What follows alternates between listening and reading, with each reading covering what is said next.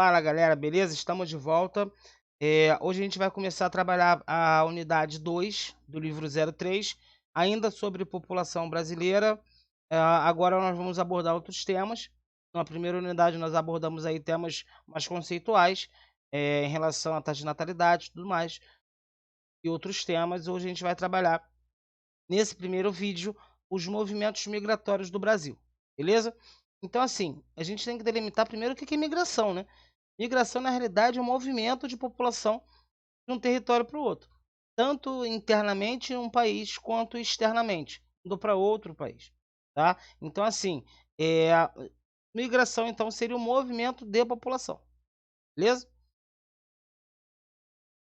A gente vindo aqui um pouco mais para baixo, a gente vai diferenciar o que é emigrante com a letra E e imigrante com a letra I, ok? Emigrante é aquela galera que sai de um território e imigrante é aquela galera que está chegando num território.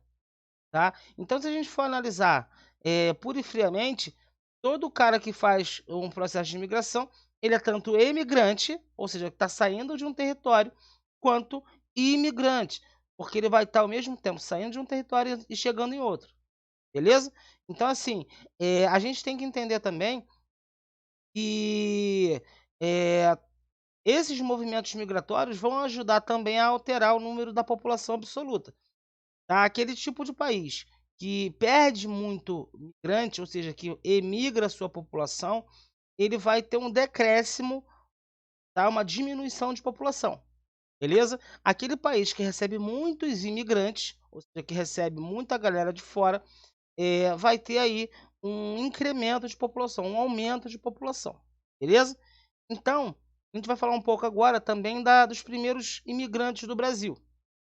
Tá, em 2010, o Brasil considerou, no último censo, né, registrou aí um número muito considerável de pessoas migrando para cá, tá? Eles estavam principalmente concentrados entre o Nordeste e o Sudeste, próximo ao litoral, beleza? Então, essas duas áreas receberam migrantes estrangeiros, mas receberam migrantes estrangeiros, ok?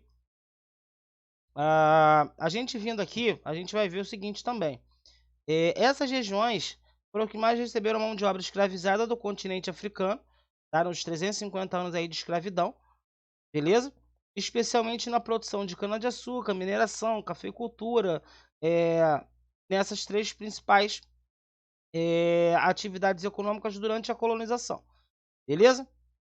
Aqui a gente tem um trechinho aí, Brasil, centro mundial do tráfico de escravos, foi um dos últimos países a acabar com o tráfico negreiro, beleza?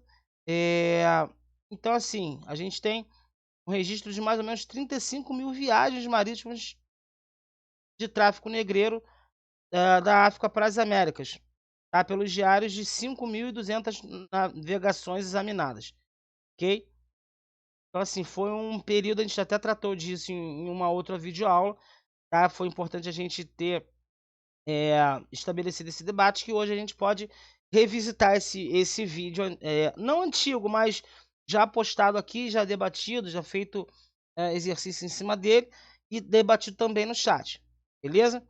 Ah, então, assim, os escravizados vindo para o Brasil são classificados em dois grandes grupos: os bantos, que vieram de Angola, Congo e Moçambique, e os sudaneses da África Ocidental, principalmente do Golfo da Guiné, beleza? Aqui a gente tem um mapinha aqui que nos mostra aí as origens vindas para o Brasil, beleza? Então a população considerada branca, né, se declara como branca hoje, está em torno, no último censo, de 47,7% da população brasileira, beleza?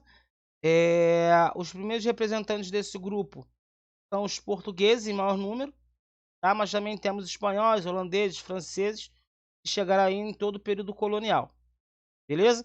Entre os anos 1850 e 1934, a gente tem o registro aí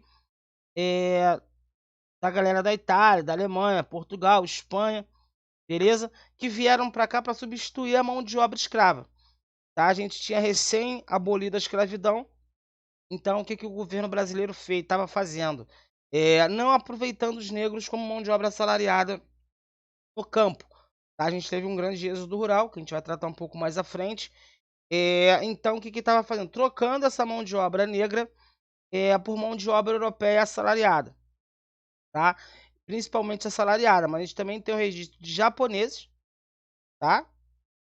Aí depois de 1904, também sírios e turcos, ok? Que ajudaram aí a trocar essa mão de obra escrava por uma mão de obra branca e assalariada, ok?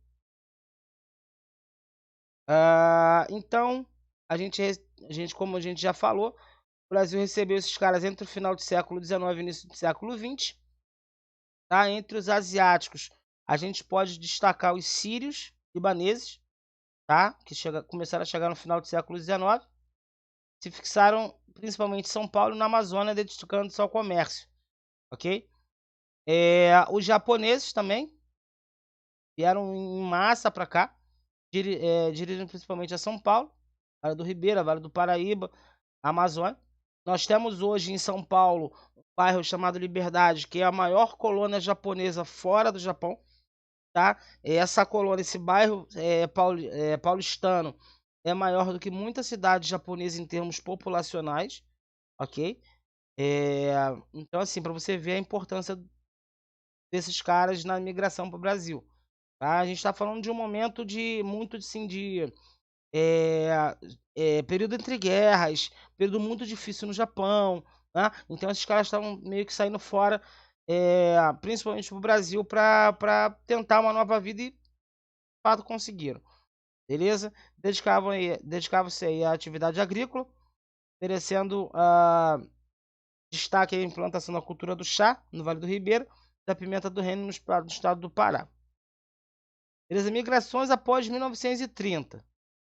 Tá? Isso ocorreu porque o governo Getúlio Vargas desenvolveu uma lei restritiva à entrada de imigrantes, ou seja, ele deu uma reduzida nessa entrada de imigrantes para tentar valorizar a população brasileira, os postos de trabalho, enfim.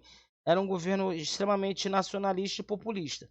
Beleza? Então, assim, ele falou, não, estão vindo para cá, tomando emprego do brasileiro, vamos dar uma restringida aí para que a gente possa empregar principalmente a mão de obra brasileira no projeto novo de industrialização que está se implantando, enfim, beleza?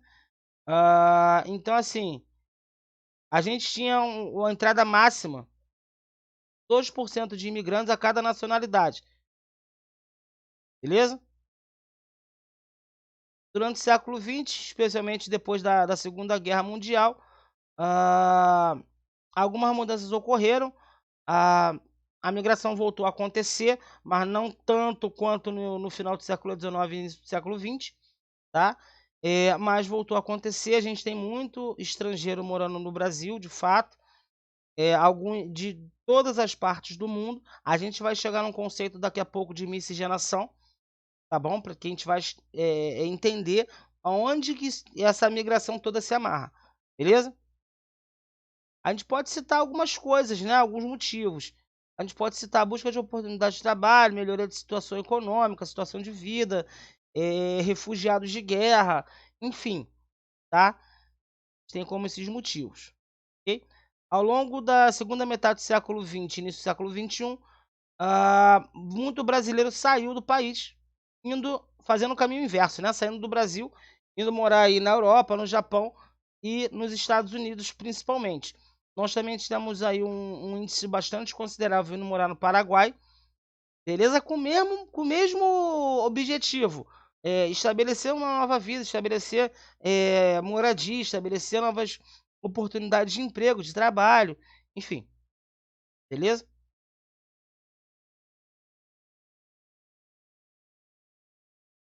Bem, então assim, esse primeiro vídeo a gente termina aqui. Eu vou postar outro vídeo também em paralelo, seguindo aí das páginas subsequentes. Eu aviso lá no outro vídeo quais são as páginas. Beleza? Tamo junto.